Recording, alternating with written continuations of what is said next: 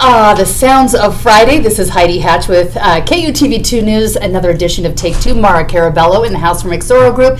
And we have a new fun guest, Riverton Mayor Trent Staggs. Thanks so much for being with us.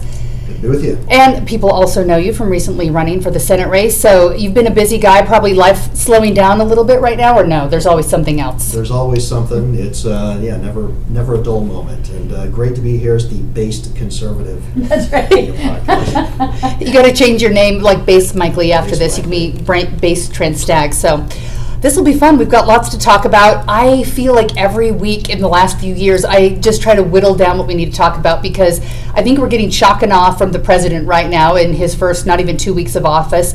We have the legislative session getting off to a big start and so much other just everything minutia around it that's going on. And I think adding to, the pressure that people are feeling right now is the awful air crash that we saw in Washington, D.C. at Reagan National Airport, where there are 70 people dead. Maura, this has already turned political. Both sides are talking about it. Is this something that should be political because there are issues that have to be worked out, or should we just be in the grieving process? We've turned into an angry nation where we just like to fight about anything. I think we're better if we take a moment to be collective about grief. Absolutely, we're all going to agree you have to unpack it and figure out if something went wrong that can be corrected, and that's going to be a really important part.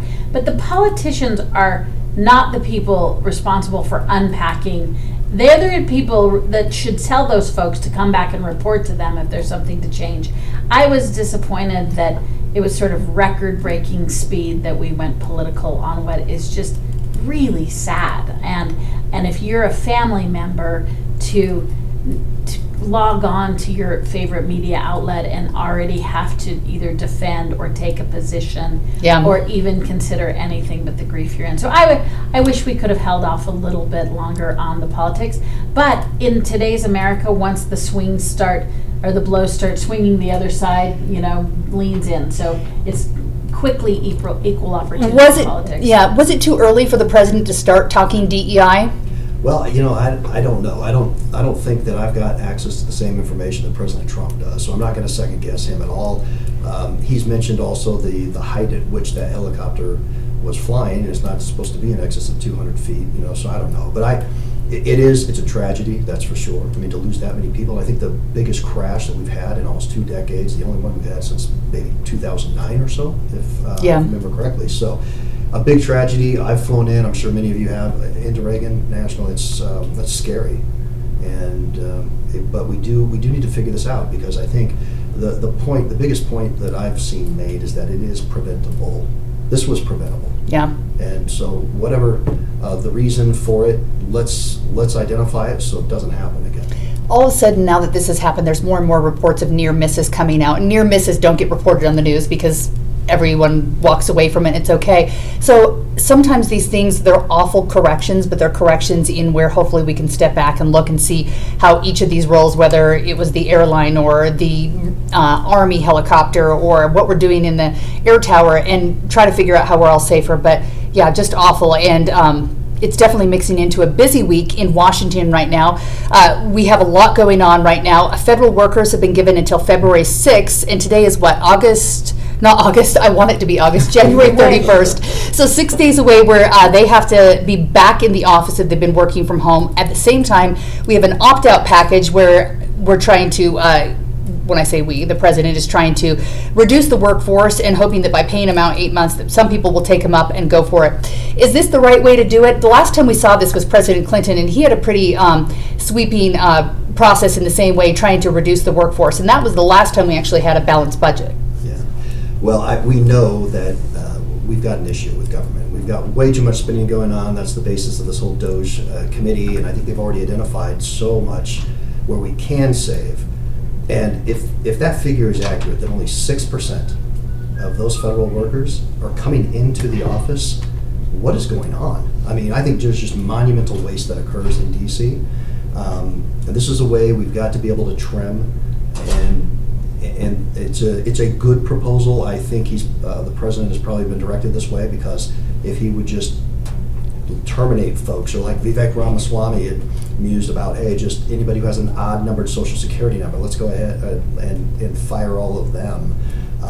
He was calling for Well, that doesn't sound fair. 75% reduction in the workforce, and said we wouldn't even skip a beat to do it. And I had actually signed his American Truth Pledge while running for the Senate, and agreed that we need monumental change. I think most Americans agree that we got to have some action here, and I think it's really difficult coming from the private sector and having so much experience there, and then coming into a city, into even municipal government, where I am the CEO of my city.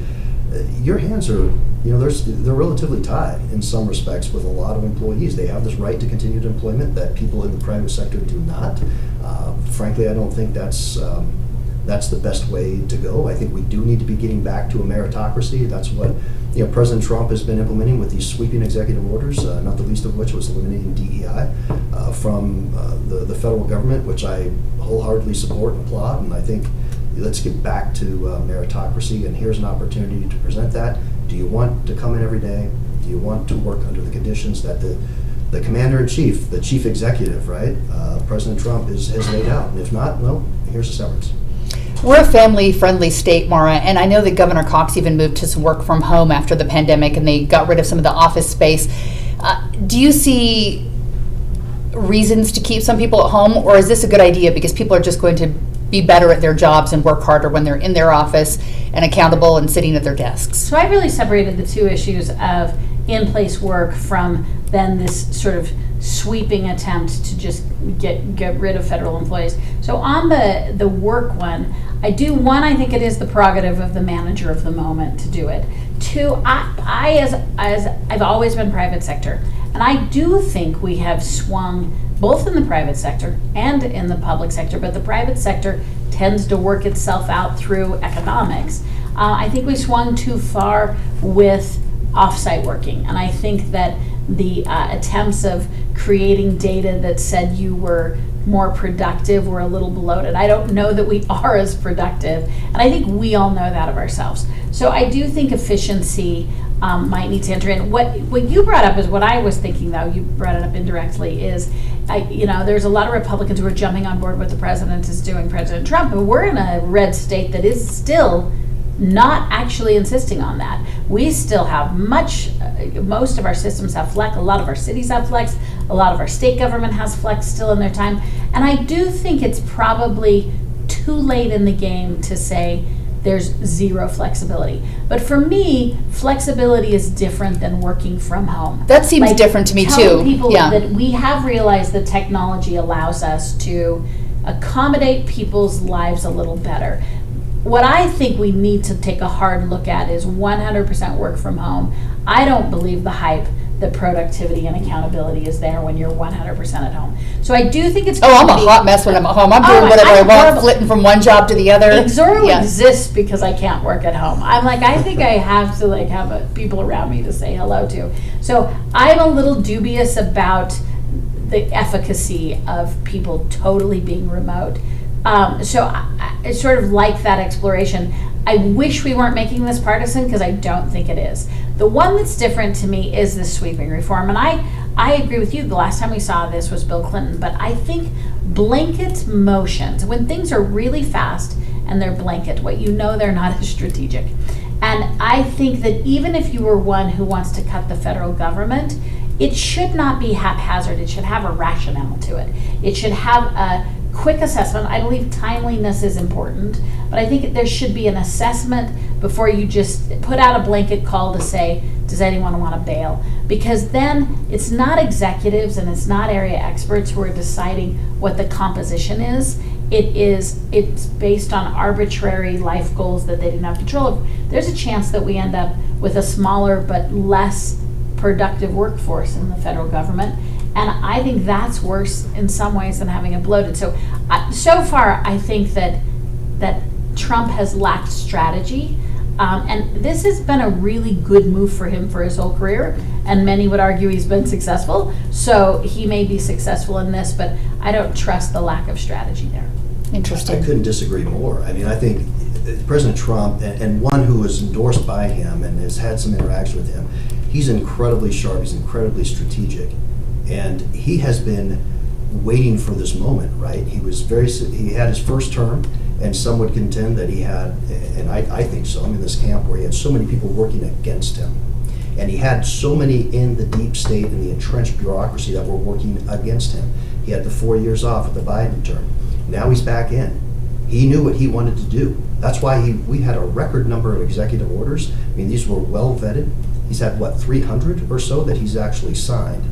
And so I think he knew, and we've seen this at the pace at which they're going with the appointments and the nominations that I know we're going to get into later, but I think he's had time to think about this, and he is very serious and strategic about how we can drastically change the shape and the size of the federal government. And I would much prefer a leaner federal agency and bureaucracy than one that's bloated.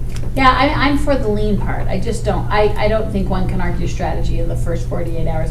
I also am really interested in the Republicans' apparent enthusiasm about rule by executive order, because I would say I was one who didn't appreciate, both from particularly Biden more than Obama, but I don't think this is a really good habit. Now, I think there's a leadership vacuum with Congress, and I think sometimes those executive orders fill that leadership vacuum. I don't think that was the intent of Trump.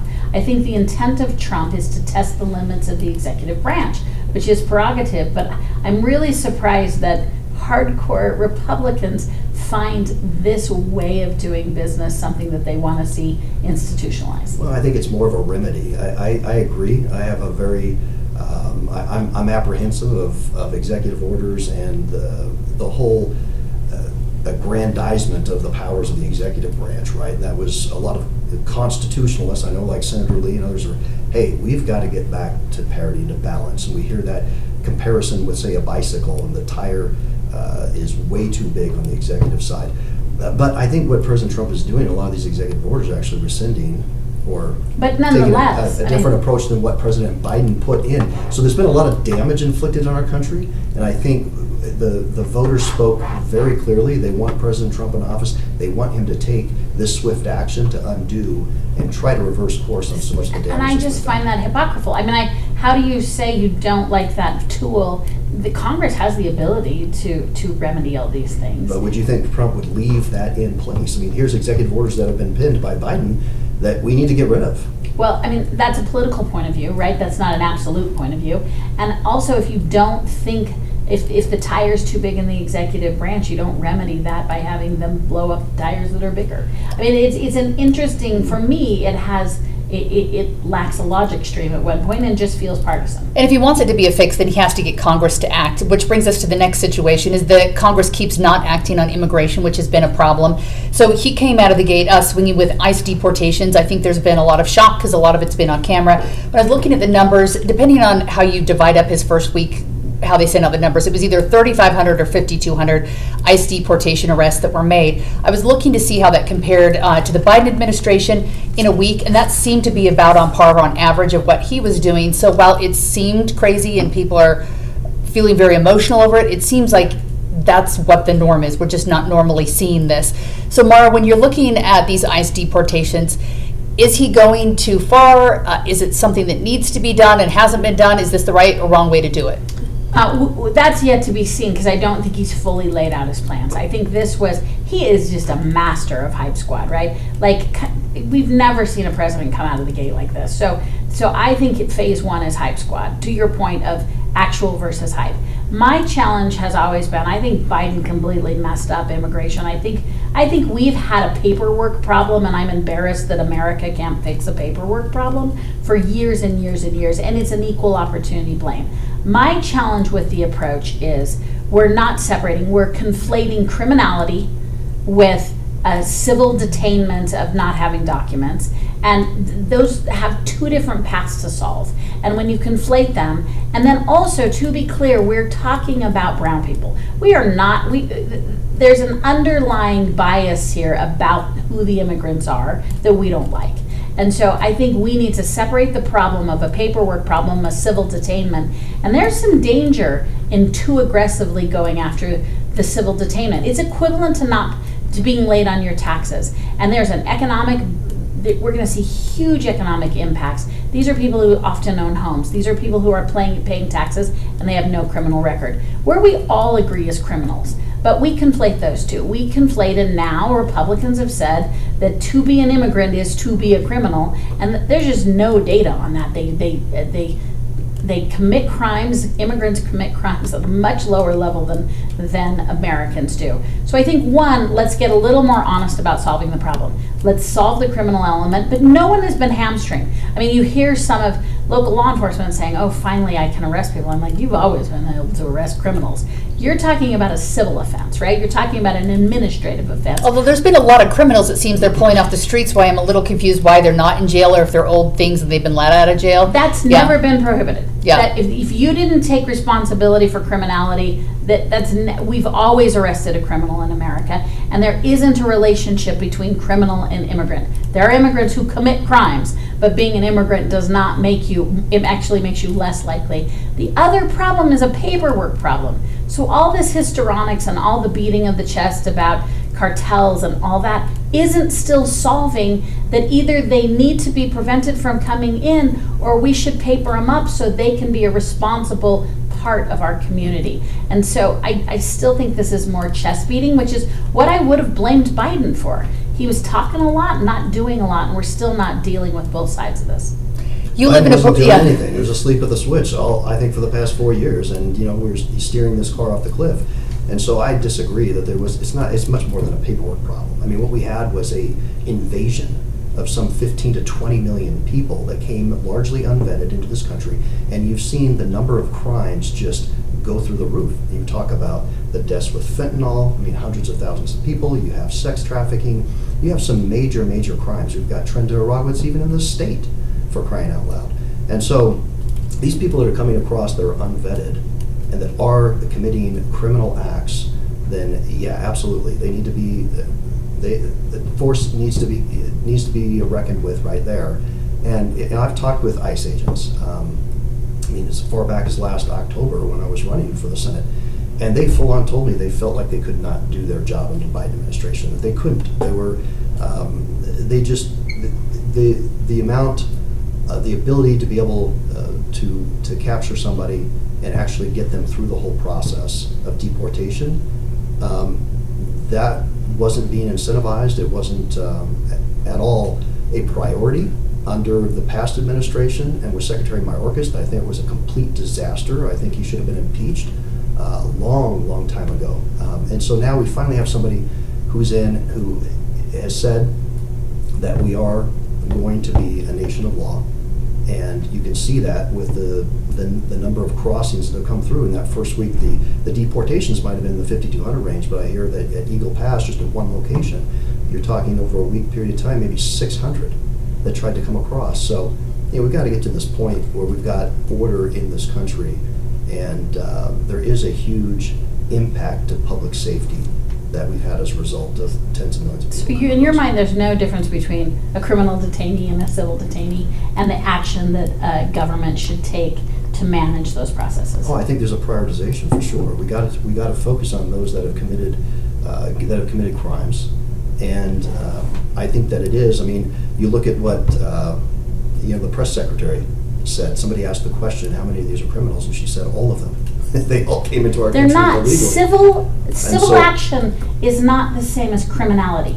This is case law. This isn't a matter of opinion. You don't go to criminal court and civil court and you don't have the same experience. They're not the same level. Yes, criminality, where every single one of us is a criminal. If you're going to say, I speed, I try not to, I speed. Right? Am I a criminal? I guess under her quippy definition, under her catchphrase trying to get attention, I guess I too am a criminal. But to not understand the difference between a civil detainment and a criminal detainment, and to not understand the difference between a cartel and a trafficker, these guys aren't sending people over the border. These are multi-million-dollar sophisticated sub-governments. And if our ICE agents think that they're going to capture criminal masterminds sending people over from Guatemalan immigrants who are 10 years old, then no wonder we're not getting ahead of the drugs and fentanyl. These are criminal enterprises. They're coming through legal borders. They're coming over in our airlines. The criminal element, the drug element, and the trafficking element is so much more sophisticated than Eagle Pass. And that is part of our problem, is we're not getting serious about attacking these cartels because we're too busy criminalizing brown people. And I just think conflating all that. Whatsoever. I mean, I've heard you say that twice now, brown people. To me, it's those that commit crimes. We are a nation of laws, and I think President Trump is taking it seriously. Americans commit crimes at a higher level than immigrants do. He has signed an executive order. He's designated cartels as terrorist organizations, and thank God that he has, because it's time that they have the full force. That's words, but what happens to actions? He's great at words. He's terrific at making commitments. But I mean, like, we haven't seen any actions. One, in his defense, he hasn't enough time, right? He just got here. So I'm not expecting actions, but let's not confuse declarative and gamesmanship with actually taking. And anyone who thinks that criminality is the same thing as a clerical, it's just, we're not going to get far in actually solving both problems, because they're both dilemmas right now. Dilemmas for people I think who he's been the king of action. You saw the 5,200 arrests. You've seen him. But the Democrats Heidi just pointed out that's at no higher level than Biden. He's on track with Biden right now for arrests. Well, he just had his Homeland Secretary, Kristi Noem, confirmed, and she has already gone out on some of these raids. And said some things. And so you've got, and Tom Homan, the border czar, I think you're going to see, once he's got his folks in place, you're going to see swift action. I mean, we've got... On criminals, or is it just... I mean, because again, it does not seem like the eye is on the prize on criminals. We've got criminals, but we also have, I think, over 1.5 million people that have already gone through and adjudicated their asylum claims or tried to get here. They've already been ruled against, and they're still in this country. I did listen those people need to leave. To one interesting interview, because I think there's a lot of people who think they are just going and knocking on doors and finding anyone who here, and that's not happening. Tom Homan said that there have been a few people that have been swept up, like if they went and knocked on a criminal's door and they were living with other people, that if they were undocumented, that they probably went with them too, but they're really going after the criminal element. And he also clarified too, because people have been worried about the schools and the churches, but he said, we're not going to be going and taking kids out of schools. Now, if there's like a Trent gang member that's like in a high school and we need to arrest him, and that's going to be the safest place to do it, where we can go in there and we know they're not with other people, that's what we're going to do. So it seems to me like some of this might be big talk as a deterrent too, because it's probably keeping other people from crossing the border, or I think there's talk of some people that have concerns that are self-deporting, but it doesn't seem to me like they're going to be going and knocking on people's doors and just saying, okay, I need to see your papers, you have to get out of here. So we'll have to see how that turns out. Well, case in point, what used to be thousands a day coming across is now, 500-600 in a week. So yeah, that talk, that type of leadership, not just talk, but it's been leadership followed up by action, is really making a dent. And I'm glad it is, because we've got to address this. Yeah, it'll be interesting. Random thoughts. So one thing I heard in that interview is Tom Homan was talking about the 2 million people that didn't stop at the border, because most people, they come, they stop at the border, they go through and are processed in, and that's how you get a flight to New York or wherever you get meals, food cards and whatnot. But there's 2 million people who somehow want to avoid that, and those are the people they're concerned about that are coming across too, because there's a reason why they're avoiding those checkpoints. And when I was in California on vacation, I went out with a guy who was a former sheriff's deputy on a boat. We were out looking at dolphins. That's what he's chosen to do after the criminal element is so life. So he's a dolphin hunter, not as in killing them, just to see them for tourists. And he was showing me areas along the beach that were actually along the Marine base that he says boats come up because they're trying to avoid actually checking it at the border. They jump off. They don't even realize they're jumping onto that sand. They just see this big open piece of sand, but they're jumping there and making a run for it. And he was talking about how those are the people that you're concerned about because they didn't check in at the border. You don't really know where they are. They're not in the system. And for law enforcement, those are resource issues, right? Yeah. I mean, it's not like now it's okay for that to happen, and it's not like law enforcement knows. But if you look at Utah's problem, I mean, ICE has been pressuring Utah, and we don't have the beds, and ICE has so much red tape. Talk about a bureaucratic agency. And so we have to talk about the whole system. It's not just about alpha dogs rounding up people. We've always been able to arrest criminals in America. And so what is it? It's going to be a law enforcement resources issue. Yeah. And then being able to not only just arrest them, but process them. Yeah. It'll be interesting to see if different directives coming down from high change things here in Utah, because I know there was a bit of a I don't know what you'd call it, a pissy match. Can we say those on podcasts? I guess so. We're not happy with ICE. Yeah, with ICE here in Utah, whether we are a state that welcomes people in or not. I know that it was something you were talking about when you were running. That was rescinded after they said we were a sanctuary state, and a lot of it was a fight over jail space and what was going on. So it'll be interesting to see what trickles down, and a lot of that will be depending on who is sworn in and moves through. We saw, sadly, after the D.C. air tragedy, that Transportation Secretary Sean Duffy had been sworn in, I think, for 3 or 4 hours before he had to go react to that. Pete Hegseth probably had just logged into his computer for the first time and had to react to that. But we are hearing other hearings. I watched a lot of the RFKJ one. I was interested in that. I haven't heard as much of Tulsi Gabbard's, and we have Kash Patel's going on right now. So I just kind of wanted to quickly go over those. If you look at the polymarket betting odds, Tulsi Gabbard's not going to get voted through. RFKJ has a 75% chance, and Kash Patel is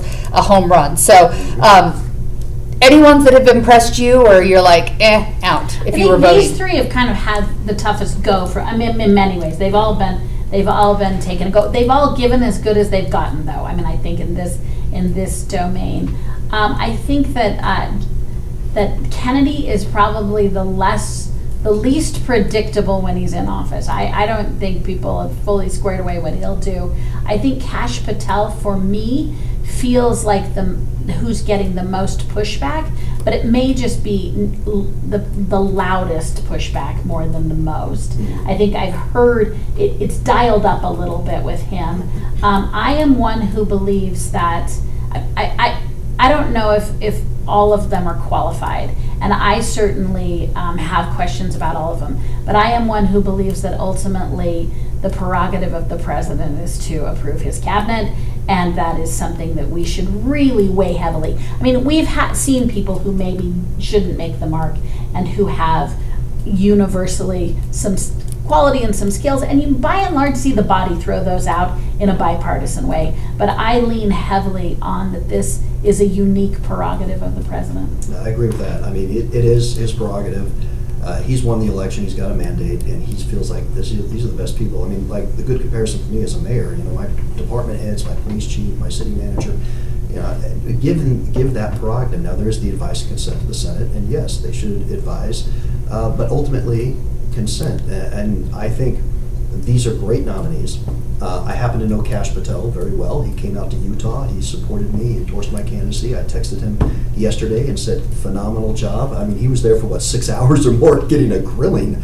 And as you put, gave as well as he got. And so, and he responded. And it's just great. I hope he's going to do fantastic at the FBI. And I think you look at Tulsi Gabbard, you look at RFKJ, these are disruptors. These are people that Trump, we helped. They were part of a coalition, really, that got Trump the mandate that he received.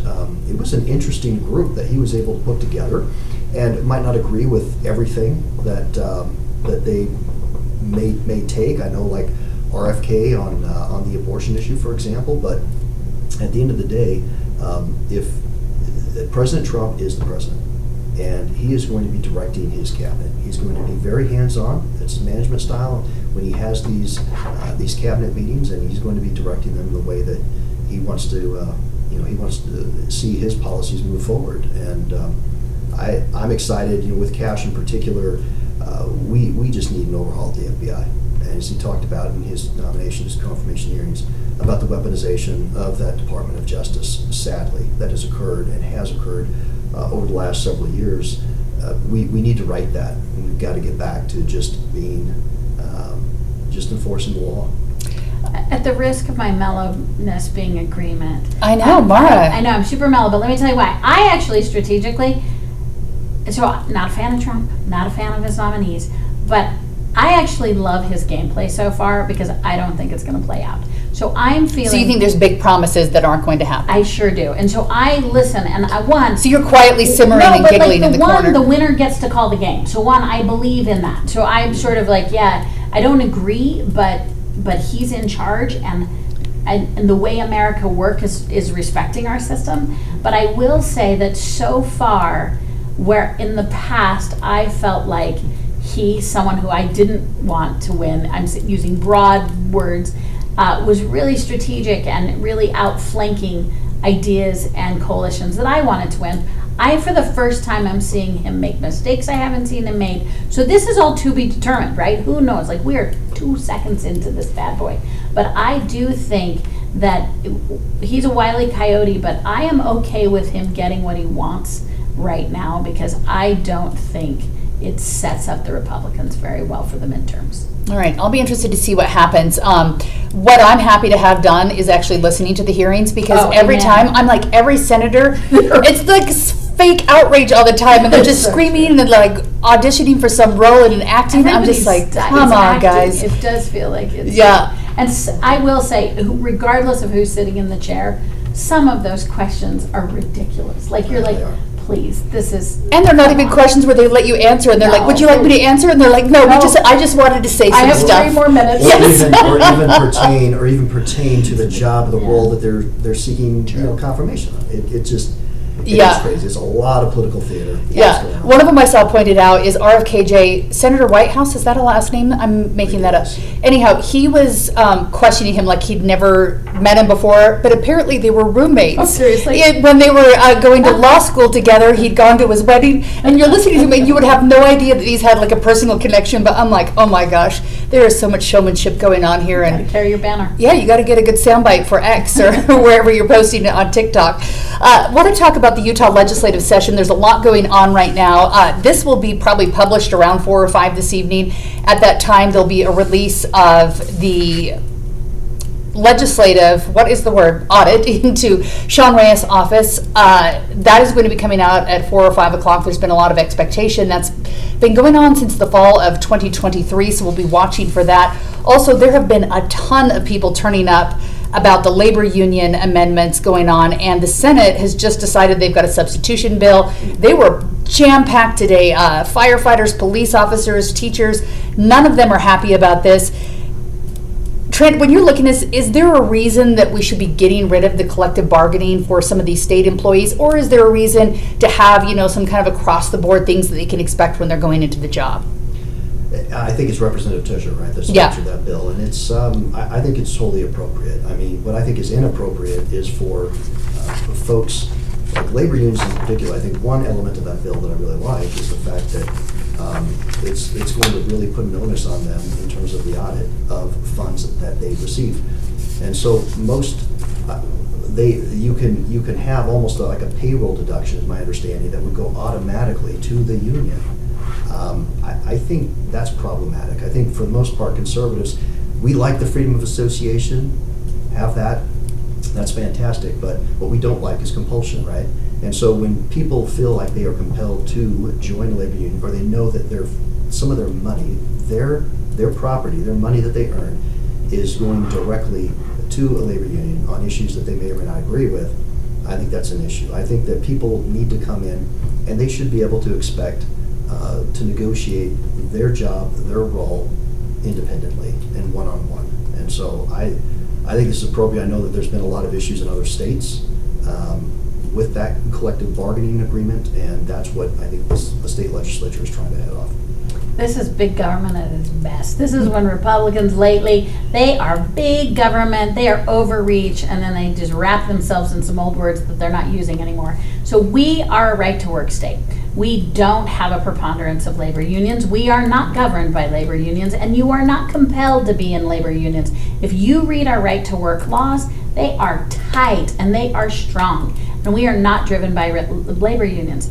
You should be allowed to collective bargain. One of the things that's the most compelling is that this is not an argument that's coming from people who are participating in it. This is coming from people who know very little about labor unions, which is why you know it's big government, because the labor union folks are not complaining. The other thing is you don't have to join. So like if this is just not your cup of tea, you don't have to do it. And because we're a right to work state, we don't have even that political pressure where it's an artificial, I mean, sometimes it's a technicality, but you really, in all reality, you join your workforce and you're like, there's no real way to not do it. We don't have that environment here. We don't have that in our collective unionization. And you see this more with lower income paid cooperatives, police, fire, first responders, the teachers, and they need this ability to call and response. And the fact that you're not hearing this outcry from workers, makes me know that this is just an attempt by the legislature to control a system that they don't control.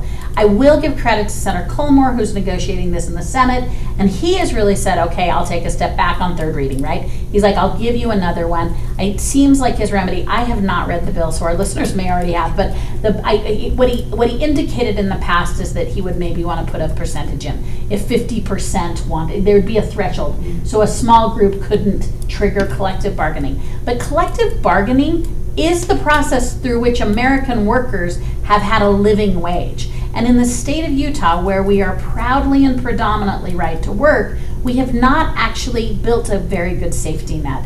And I think this is just, once again, hubris on the part of the legislature. So I hope, I mean, if you have been up there, they are coming out en masse. They mean there's a lot of people, workers. Yeah. This also is hard to miss, that this might just be punishment for the UEA. And like, it's a common volley between the legislature and UEA. And it was a well-known affront last year about sort of the UEA trying to best the legislature through the courts. And what we do know is the legislature is really sensitive about feedback, particularly feedback from the courts. So one, my cynicism says this is a pushback on the UEA. Two, I don't think if the workers are calling for it, just leave it, like live and let's be a little libertarian for a minute. Like, we're a right to work state, let it happen, it's all good. Right to work, yes, and fully support that, but I think in this bill, it's the collective bargaining aspect that they would require a group that may not have 100% participation, 50% or so, they're to come in and negotiate with me, for example, as a mayor, on let's say the police, right? Why should I be negotiating with them when they've had such little participation, for example, and I may want to do something better in direct negotiation with them? And I think to your example with the UEA, my understanding is the state legislature, in the several raises they've given educators over the last few sessions, were more than what even the labor union was coming in and negotiating, but they wanted to have the control, not the government. That's what the opponents are asserting. I don't think the UEA agrees wanted with to that. have control, but yet the state legislature, in direct negotiation with just the education community, was able to come out with something. You've negotiated several times with your labor union. I mean, with police and fire, one of the strongest labor unions we have. Have you ever felt like the union representatives have not been acting in their interest with your city, and you've had a hard time leveling up your city's police and fire, first responders salaries based on that? I mean, we traditionally have had no problems with labor unions. Yeah, in our city, we haven't been negotiating with any collective bargaining or labor unions. What we've done, which is very successful, is every 2 years do a market study, and we've had a representative from other, whether it be the Fraternal Order Police or other other groups, unions. I mean, that they might be unions are who with. you're working with. Right. Well, we're working with city employees, and they sometimes do affiliate with. I guarantee you, law enforcement, you're working with labor unions. That's who brokers. What you're pointing out is these are reasonable, community-oriented people. This is not an angry mob. I don't know. This for me is big government wrapped around Republican politics. All right, let's talk about a bill that actually doesn't have a hearing yet, but it's getting a lot of blowback online. Senator Todd Weiler has a bill that would allow sex offenders to plead their case to get off the sex offender registry. If they were normally supposed to be on there for life, after 10 years, they could go to a judge in cases of sexual abuse of a child, human trafficking for sexual exploitation, and sexual exploitation of a minor, which would be child pornography. These are all serious. I understand the idea of repentance and changing your life, but I also like the idea to know who's living in my neighborhood. Either of you have strong feelings on this one? I think Trent's more versed, but I'll just tell you, I'm trepidatious, partly because the difference between life and 10 years is a ton. Like, maybe I could talk about, and this is an emotional response, so maybe I could talk about you had to register for life, and maybe after 40 years I could have a conversation with you. It feels like the difference between a lifetime of registering and 10 years, and just, I don't see some clause in there that I want to see with what we know about particularly underage sexual assault. Yeah, there's serious crime. That they have some psychosis to them, right? We know that this is maybe a mental illness component to it, and we also know that sexual assault is about power. And so taking those into account, I would be one who is cynical that in 10 years you had been able to advance that far. Now, would I say that it's only life and never, I don't know. And I'm not that versed in this, but I got a little nervous about what I know of the components of assault and violence, particularly endangering minors. And that is not something you straighten out in 10 years. Yeah. You have interest in this bill? Well, not that I have interest, I just have seen it, and I made some statements about it as well. And I can't believe that Senator Weiler is even focusing on this. I mean, of all the things that we could be doing, of the 1,200 plus bills or whatever that are in the legislature, prioritization, things we could be working on. If I understand correctly, this is his third or fourth attempt to bring out this kind of legislation. And why? Particularly when there's such heinous crimes. I mean, what we're talking about here isn't just indecent exposure and urinating in public, for crying out loud. I mean, you read those. Or just texting nudes to a teenager when you're a teenager. I mean, none of those are included. You were 21 and dating a 17-year-old. Yeah. Maybe there is a conversation for that would be classified as sexual, or but maybe there are exceptions. I'd get a get out of jail free card for that. Yeah. But what was, sorry, I interrupt you. What was intriguing is this was specifically focused on some pretty deviant behavior. Yeah, sexual exploitation of a minor, sex trafficking. I mean, these are things, as you indicated, the victims. These are not victimless crimes. They're heinous crimes, and those victims, I'm sure, thank goodness, I have not been a victim of such things, but in talking with folks that have, in our police department, we do have a victims advocate, right, that works full time. This is a lifetime scar on people. Yeah. And so I think people that commit these types of acts, you should understand the consequence. There's going to be a lifetime noticing. You're going to be on this registry, and hopefully that helps to a certain extent with some deterrence if that gets out there. I'm just concerned about this one in particular. I don't think it should be a priority at all with the legislature. It seems like a liability to me too. Yeah, the other stance that really I struggle with, and again, I don't know all the components, but what we do know of particularly crimes against minors is, I'm going to get this wrong, but it's north of 65% that are committed by someone in your friend and family group. So that could be a friend or your uncle's friend, but they're people that you know. Yeah. And when you think about taking away the consequence from the perpetrator, and this is a victim who still has them in their community circle, because what we do know of assaults is they're mostly perpetrated by a friends and family group. Very seldom is it strangers who commit these activities. Yeah, so I'll be watching that. I'm feeling from the blowback I'm seeing online, at least, it's probably not going to go anywhere again, but certainly has people talking. Left and the right apparently agreeing. Yeah, which I feel like this is something we could probably agree on for sure. We had a story last night on KUTV. It was a long story, but it was a sexual predator who had kidnapped a young girl. Somehow the crime didn't quite fit into what the box was to go on the sex offender registry or to keep you away from kids, and had pulled over and was trying to talk to some other young girl. She got afraid, took a picture of the car, sent it in, and it was the same guy, but there's nothing you can do because it's like he has no rules about staying away from schools or kids or being on the registry. So I definitely think that's a tough issue to sell for a lot of people. Is this a tough sell? A new bill would make Election Day a holiday. I don't care because my corporation would not care if it's a state holiday or not. We're going to go to work. Maura, are you going to give this as a holiday if Rep. Wilcox gets this through? Okay, I'm for this if Donald Trump wants to make it an executive order. If it is a national holiday. Oh, so now you want executive orders. Now I want a bunch of executive orders. No, I mean, if we want to be serious and make it a national holiday like Canada, like Australia also, and I don't think they do this, but they can penalize, they can fine you if they take the day off, and it's not much. I don't quote. It's like $50 or something. So if you go water skiing and don't vote, if you don't vote, they can give you a fine. So if we want to decide that it is a mandatory national holiday. If you just do this in Utah, what will happen is the people who are making ends meet with 3 jobs and the people who are working certain types of jobs, they're not going to get it off because state holidays are discretionary. And so desk job people who are already voting are now going to get a freebie, and they probably are still going to phone it in.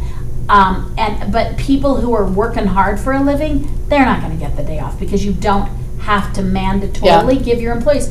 It's discretionary whether I give my employees holidays at all. So I don't know that just declaring it a holiday is going to increase voter turnout. Now again, here's what I suspect it's about.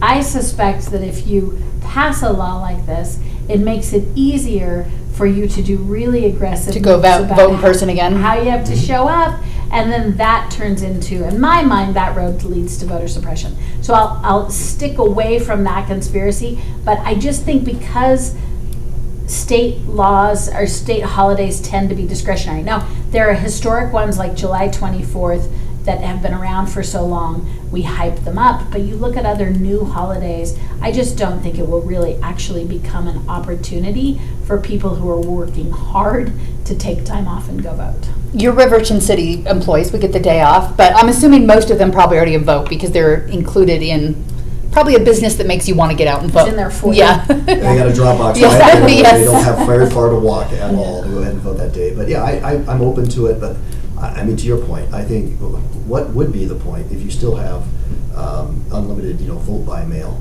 And I like what I think Speaker Schultz is recommending, right, where you can still have a ballot in the mail, but you've got to go and present a photo ID, right, to try to eliminate any sort of issues or fraud. And would you support a move like that? Yes, I think we should have mandatory photo ID for sure on any votes so that they can reconcile those ballots, make sure you're who you say you are, and you're not voting on behalf of anybody else. I mean, I've talked to several that have had, whether in the state of Utah or other states that have this kind of vote by mail system that's proliferated. I mean, some have had multiple ballots show up to their place of residence, and so we need to have much. I'm open to a national holiday. I think that's a great point. That if it's just Utah that does it, I think there needs to be a little bit more of a hey, we're all in this together. It can be. We're prioritizing it. Yeah, it can be something that draws Americans together and recognize the fact that we're all Americans and we're making this decision. But I think then if you do that, you've got so many options to vote here and the way in which you can do it. But I'm a big supporter of photo ID.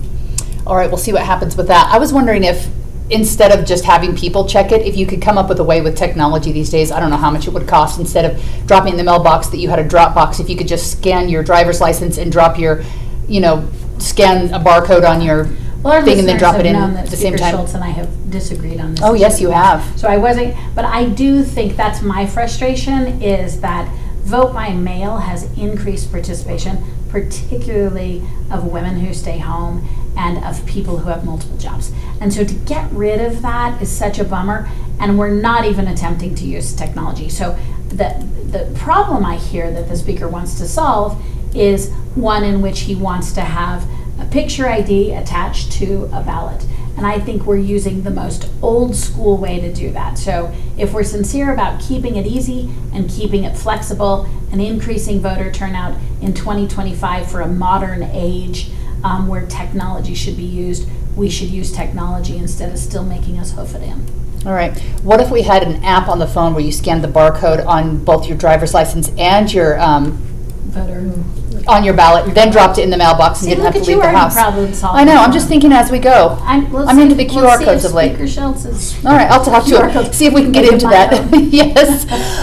Here's another one that I laugh about because I know a few people who have Montana plates that don't live in Montana. But Senator Brady Brammer running a bill that would actually be a cash cow for the state of Utah, making it so residents can't register their vehicles in the state of Montana to avoid paying sales tax on them. If you see some big fancy boats or some bushy cars, sometimes they have Montana plates on them.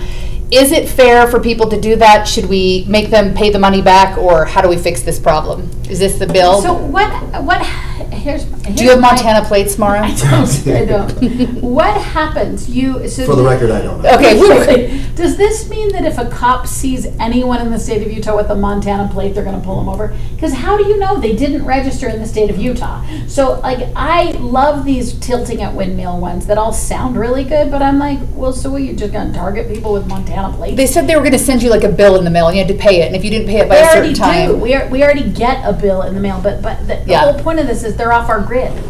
You don't know that they have a Chevy in their car, in their driveway that has Montana plates. So how are you're going to go door to door now, and while ICE is doing it, you also ask them to look at Montana plates? Like, this just seems like one of those, I get it. I think, don't people register in Wyoming too, because it's cheaper? I feel like It might be. I feel like my peer groups are Wyoming people, but like, I just think this is one of those where I'm like, yeah, I get it, but go pick up lost revenue from the million other sources. Go like pick up lost revenue from speeding tickets if you're looking for change, because I just think this is one of those that the cost of enforcing will probably outpace the registration you're And I going don't to know get enough from about Montana. how they are going to enforce it. Is it? And I think it's I the don't know. sales tax. Yeah, they said that they would right? send you a bill in the mail and you would have to pay it, and then if you didn't pay it by a certain time, but the question is, how do they know? What? The car sale? Yes, basically. And then like your registration afterwards or something. So you're going to put that on the car dealers who are going to roll that in. I mean, like, I'm Yeah. just saying, enforcement of laws have really huge price tags, and we never talk about them. Like, if you want me to rant, let's talk about Salt Lake Police Department's, or not, they're not the police, but go look at the records of Salt Lake City about how much we spend giving you a ticket for overstaying your 2-hour meter, and how much that costs to keep all those FTEs. And they're tough because you want to keep, I get the point, you want to keep those stalls free, but I would question how much this we don't like Montana registration is actually going to Let's just pull them over. When I had a Florida plate, I tell you, like after I moved from Florida back to Utah, They I was pulled you getting pulled over like mad. Really? And there was no getting out of it. It was like, you're going 3 over, that's it for you. I had like 3 or 4 speeding tickets to the point where you're like a teenager and your dad's like, I'm going to take your So we license don't away. like Floridians? So took the Florida plate off, a Utah plate, no Good. problems, fine. Yeah, so it'll be interesting to see how that works. Yeah, I'm feeling a little more libertarian on this one. Okay. too. Oh, good. I really, enforcement is very costly. And to your point, even in our municipality, I mean, the traffic enforcement that we have, a good portion of that revenue even goes up to the state. It doesn't even come to us. Right. People try to accuse us of pulling people over to make revenue. We don't. It's at best, I think, a break-even proposition when you pay your municipal court judge and your officers, and then we only get a small percentage of that, even the traffic citation. So who gets the money then? Who am I paying my money to? 60% of it on a traffic ticket goes up to the state. Yeah, it's all administrative costs.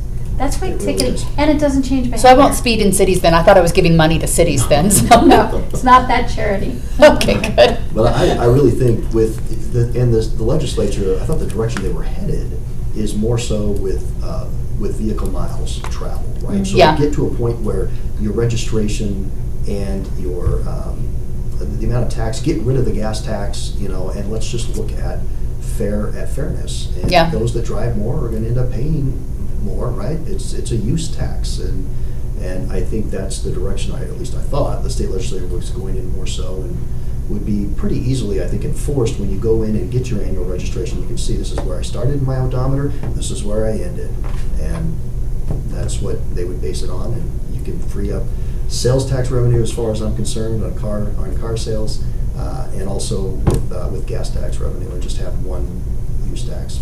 Look at us solving problems for everybody here in They're the probably podcast listening room. to this going, I'm no one sure. has read that bill. I haven't read the bill, but. There you go. Hey, one last thing. I should have brought this up earlier when we were talking about DEI with President Trump. This is the last thing. But Governor Cox, after President Trump came out and talked about getting rid of all DEI on the federal government level, came out and said that he'd been asked recently about whether the state of Utah had a DEI advisor. He went through his tweet and said the answer is simply we do not. He said last year I advocated for and signed into law House Bill 261, which prohibits discriminatory practices based on race, ethnicity, gender, sexual orientation. And then he references his director of Utah's Division of Multicultural Affairs and other senior advisors who supported that. After a few days, he was fact-checked or community noted by X, saying that Nubia Pena, who has that job, was hired as Utah's senior advisor on equity and opportunity. And when you go back and read her interviews after she was hired, it was definitely a DEI-style job. So whether you agree with having it or not, I mean, it's kind of a DEI job. Why would he come out, Trent, and say, I don't have a DEI advisor if you dig into it, and she really is? Yeah, that's a great question, and I haven't followed that very closely, but I can assure you that Riverton doesn't have any DEI director. That's unfortunate. Is there a reason to maybe have it? I don't believe so. Look, I love again the executive orders that President Trump has signed that he's rooting out DEI, root and branch from the federal government.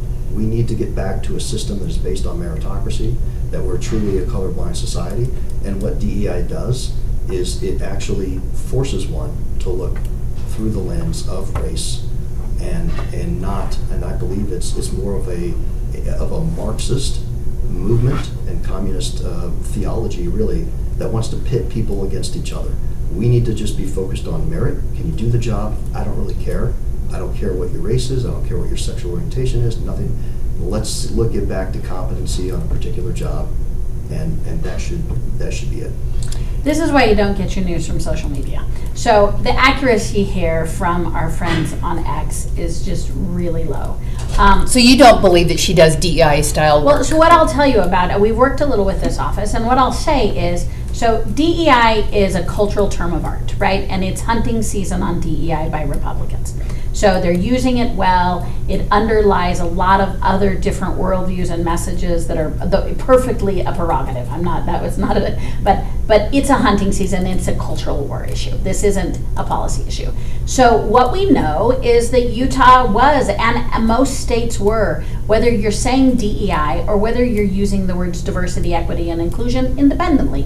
One, it's 3 words, but we're scared of words now. And Utah did have this because 10 years ago, these words hadn't been weaponized. And when Nubia Pena was hired, that very well may have been in her job description, and that is where they're pulling those informations from. Last year and a half ago, when Governor Cox also decided that DEI was not something he supported. Now remember, it's a political construct to a large degree.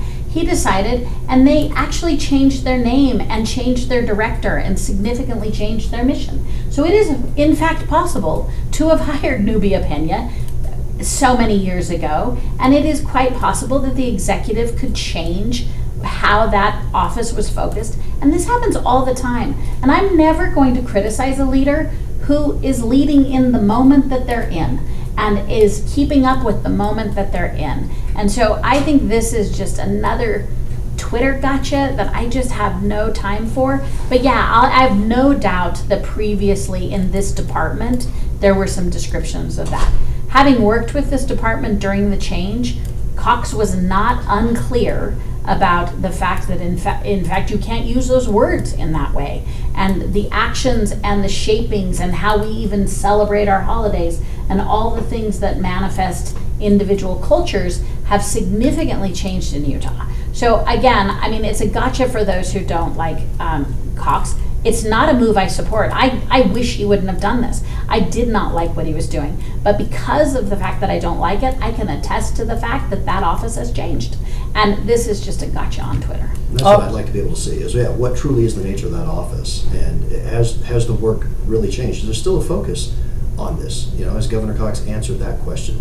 And, for me, I want a leader who clearly articulates what it is that they believe in, and they don't live in the moment. Well, we want to celebrate. We want to celebrate our culture. We want to be able to have somebody who remains consistent. I think that's what. Those aren't mutually exclusive. I mean, to live in the day and then to be living consistently. Yeah, no. I mean, I'm not saying he's reactive. I'm just saying it's crazy to believe the politics and definitions. This is not Ronald Reagan's Republican Party. One would argue that the 80s are over and it shouldn't be. So politics changes. The teams change all the time. I mean, as someone who's been in politics for this long, that is one thing I know is that we will switch sides at one point, which is why I think citizens get so frustrated with it. And when you're not leading with character, it's even more so. But I mean, I think there is still room. And I think what Cox has said is they're celebrating. It's cool to celebrate culture. Days of 47 is a celebration of culture. Having different times to say, oh gosh, isn't Cinco de Mayo cool, which is very American, not very Latin, but like there's lots of reasons one thing to celebrate cultures, and it's a whole other thing to make race. And that's the transition this office has gone through. A requirement for a particular job. That's the transition this office has gone through. All right, we'll have to check in on it and more. And she's great at her job too. I mean, again, I hated the snark in this. These are people, as Teddy Roosevelt said, like they're in the arena and this is the peanut gallery, and the peanut gallery should be given less pressure. Like, get in the arena. If you want to make change, get in there. Stop snarking about it. All right, if you're in the arena, what are you looking forward to this week? We're at a time that people should be watching for. Anything? Oh my gosh. So I'm going to say this. I say this every year. The legislative session at our house is just don't make life changes. Don't make life changes. Move, stay, keep your head in the game. So we are going to have another, the session, the hallway conversation is, the session got off to a, I was going to say wild, that's unfair. Big start, like it's everywhere. And if you have something, you better be watching because everybody's doing everything. Like, this is one of the most everything moments, so I cannot expect that next week won't give us another full 5 pages. So of things we've to got the talk Roy about. Kent effect. If you watch Ted I'm Lasso, just he's saying- here, he's there, he's every Everyone, freaking just where. drink your electrolytes. Okay, and be ready. Protein. Are you paying attention to the session or more federal issues coming up this Oh, week? totally a session, yeah, this consumes Yeah. these 45 days. I mean, as a mayor, as being an elected office for the last, this is my 12th year, it's very, you have to, especially as a municipal leader, where in the last 7-8 years, the legislature has passed no less than 24 pieces of legislation that have taken away our land use authority. And so, I know the Utah League of Cities and Towns, the mayors, there's constantly this struggle with with the legislature. Who's in It's charge? Very real estate dominant, right, by Right. developers. I think your news station ran something on that, where 30-40% of all state legislator do have real estate development to realtor ties. And so we, as a city, need to always be on guard and protect that, because we feel that the government closest to the people is what can govern best, particularly in relation to the zoning and creating density and other things that are really quality of life issues. And so yes, we're totally focused on the legislature through the duration, but federally as well. I'm keeping my eye on these nominations and hopeful that they do get confirmed, that President Trump can really start moving the ball on everything that he promised. All right. We'll have to have you back for a whole podcast on the land issues. I think we could talk about that for hours. So thank you so much for joining us. Thanks for listening. Tell your friends about us. Give us a rating, and we'll be back next week.